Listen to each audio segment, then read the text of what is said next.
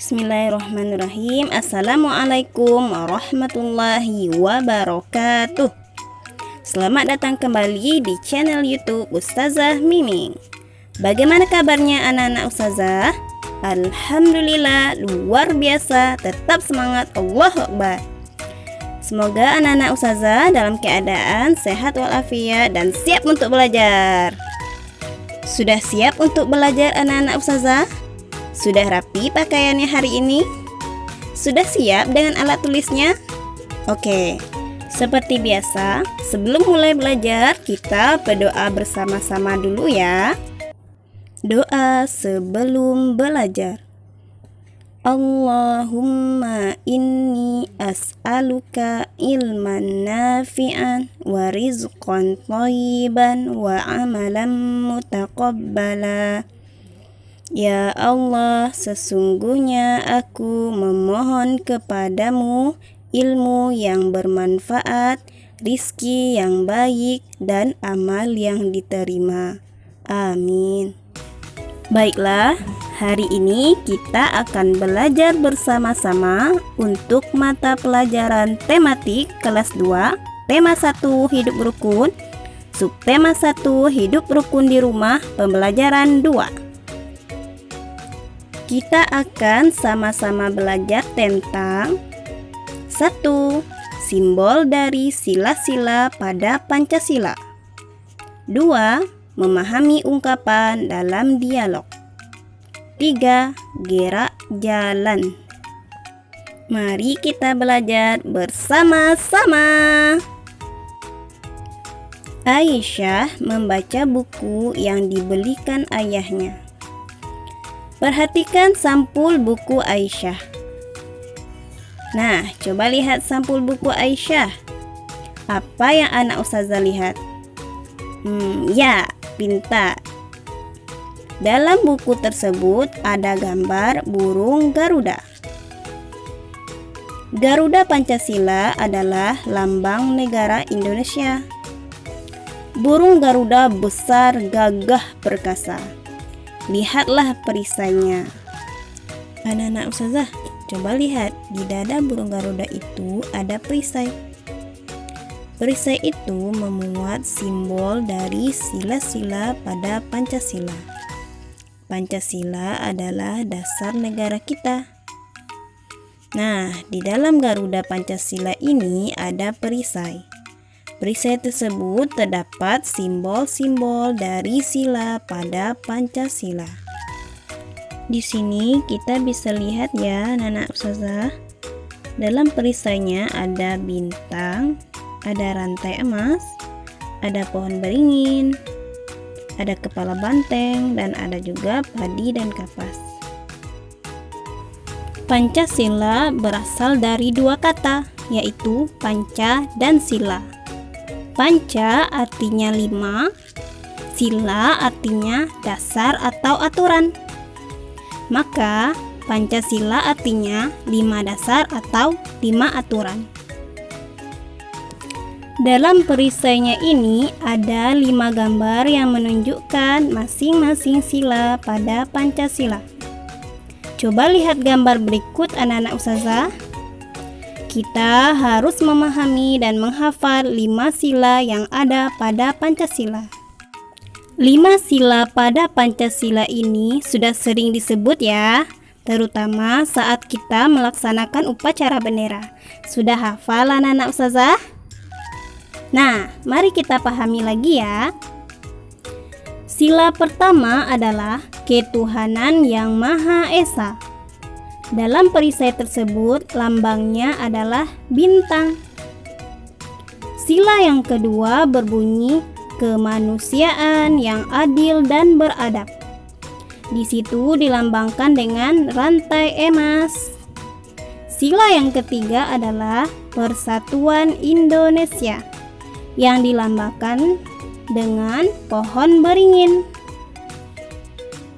Sila keempat berbunyi kerakyatan yang dipimpin oleh hikmah kebijaksanaan dalam permusyawaratan perwakilan, dilambangkan dengan kepala banteng. Sila yang kelima adalah keadilan sosial bagi seluruh rakyat Indonesia. Dilambangkan dengan simbol padi dan kapas. Jadi, anak-anak ustazah harus menghafal sila yang 5 ini ya. Nah, sekarang coba ustazah tanya ya.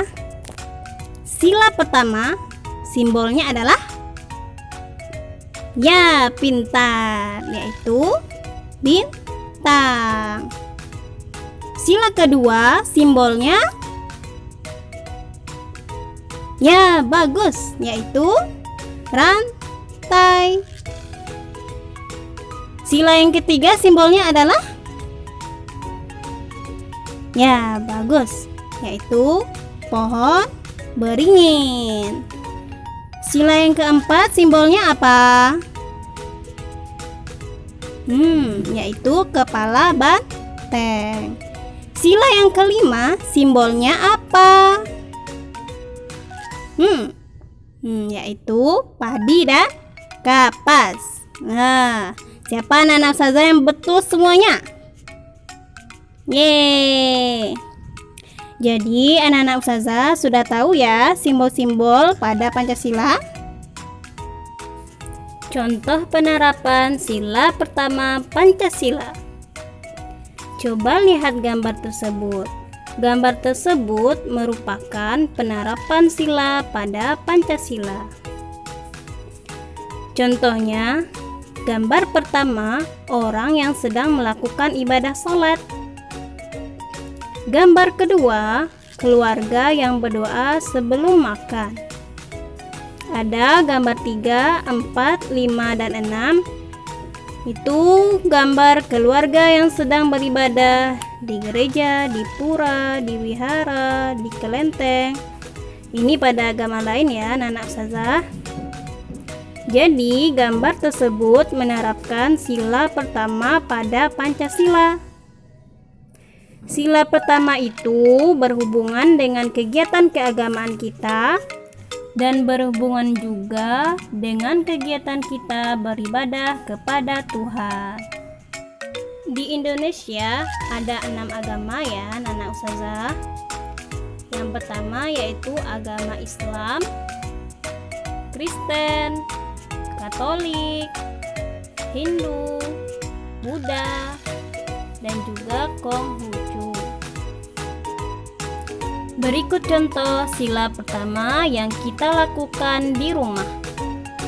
Bisa beribadah bersama keluarga, misalnya sholat bersama, mengaji bersama, lalu berdoa bersama keluarga, berdoa sebelum makan, sebelum belajar, sebelum tidur, dan lain-lain.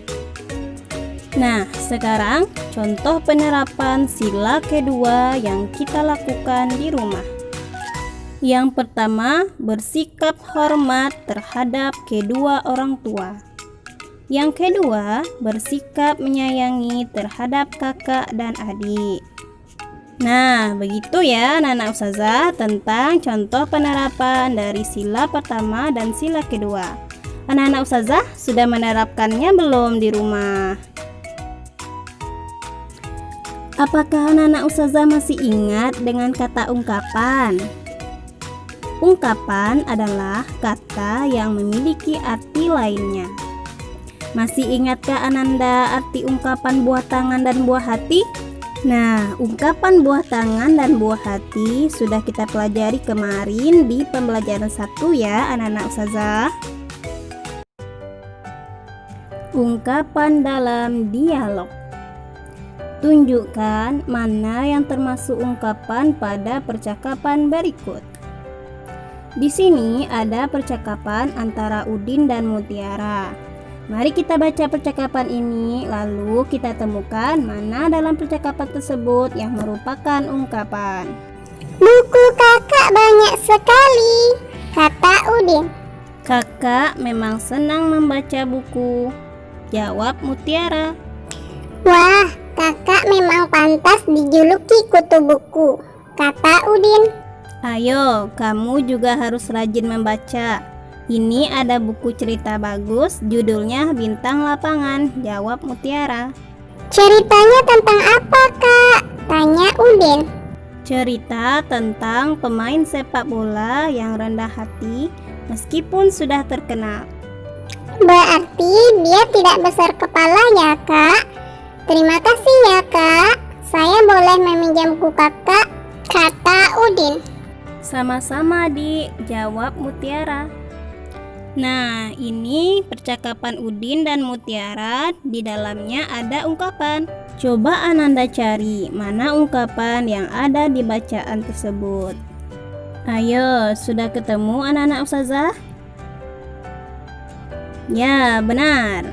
Kata ungkapan pertama yang kita temukan adalah kutu buku. Nanti kita akan belajar ya apa arti kutu buku.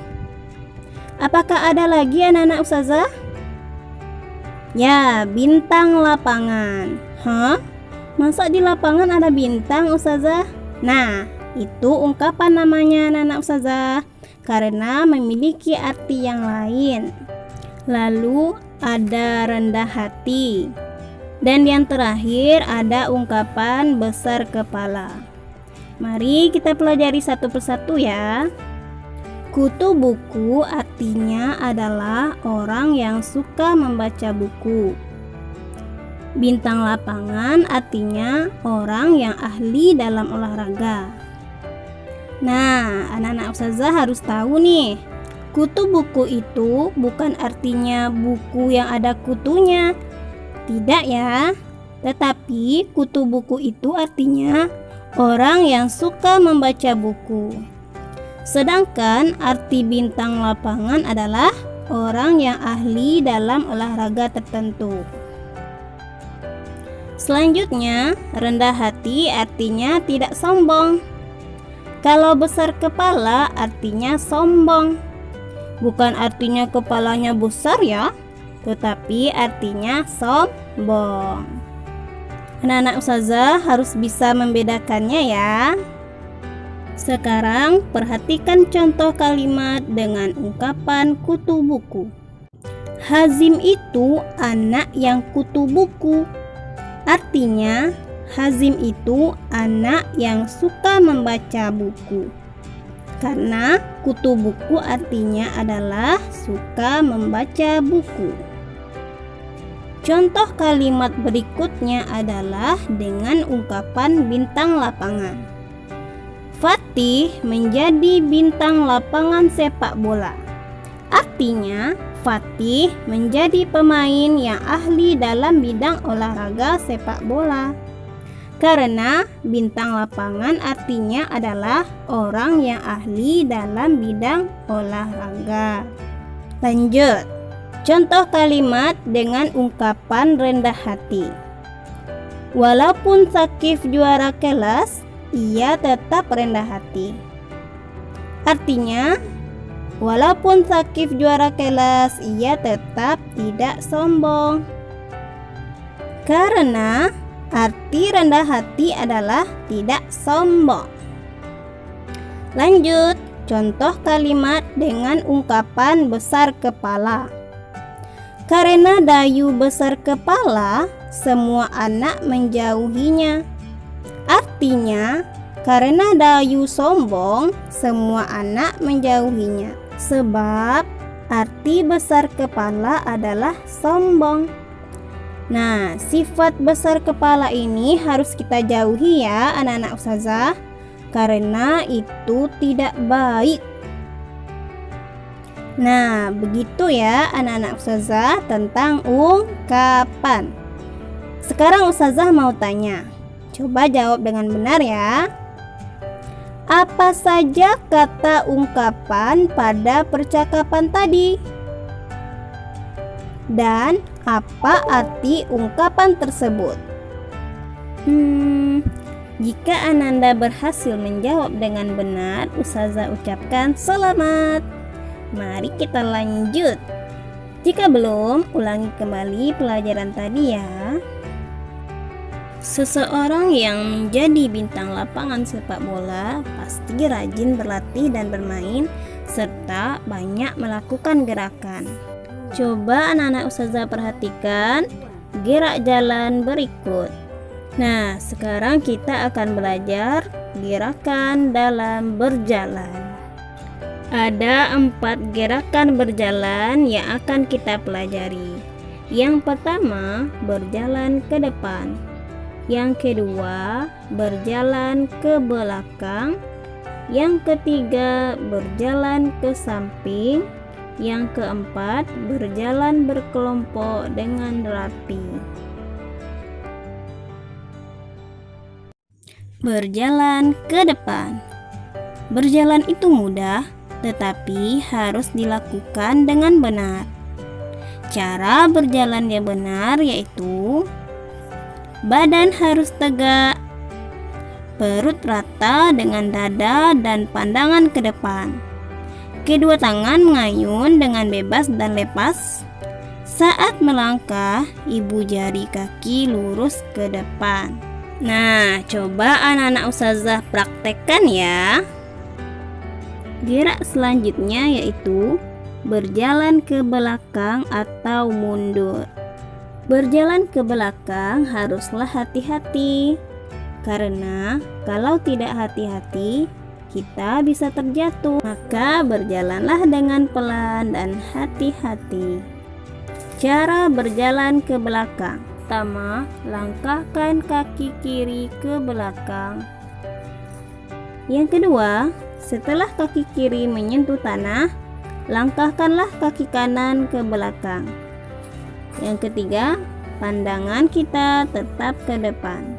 Selanjutnya yaitu berjalan ke samping. Berjalan ke samping ini ada 2, yaitu berjalan ke samping kanan dan berjalan ke samping kiri. Cara berjalan ke samping kanan. Pertama, angkat kaki kanan dan langkahkan ke kanan. Kedua, setelah kaki kanan menyentuh tanah, lalu angkat kaki kiri. Ketiga, pandangan lurus ke depan dan badan tetap tegak. Sekarang, cara berjalan ke samping kiri. Pertama, angkat kaki kiri dan langkahkan ke kiri. Kedua, setelah menyentuh tanah, kemudian angkat kaki kanan. Ketiga, pandangan lurus ke depan dan badan tetap tegak. Selanjutnya, berjalan berkelompok dengan rapi. Cara berjalan berkelompok dengan rapi. Pertama, angkat kaki kiri dan langkahkan ke depan bersama-sama. Kedua, setelah kaki kiri menyentuh tanah, lalu angkat kaki kanan, kemudian langkahkan ke depan bersama-sama. Ketiga, pandangan lurus ke depan dan badan tegak. Demikianlah pembelajaran kita hari ini di tematik tema 1, subtema 1, pembelajaran 2. Semoga video pembelajaran dari Ustazah bermanfaat untuk anak-anak Ustazah ya. Tetap semangat dalam belajar meskipun belajarnya di rumah. Selalu berdoa dan tetap jaga kesehatan. Jangan lupa untuk mengerjakan tugas yang Ustazah berikan di buku tulis tema Ananda dan mengirimkan foto Ananda dan foto tugasnya ke Ustazah ya. Mari kita ucapkan hamdalah, alhamdulillahirabbil alamin. Sampai bertemu di video Ustazah selanjutnya. Terima kasih. Assalamualaikum warahmatullahi wabarakatuh.